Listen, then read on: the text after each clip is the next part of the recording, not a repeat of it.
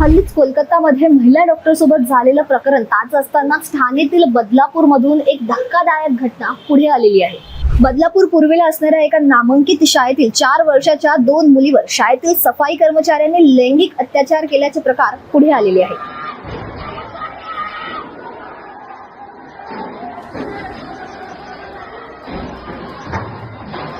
या संपूर्ण घटनेमुळे स्थानिक नागरिक प्रचंड संतापलेले आहे आणि मोठ्या संख्येने ते रस्त्यावर देखील आलेले आहेत। सोबतच त्यांनी बदलापूर बंदची हाकही दिली आहे।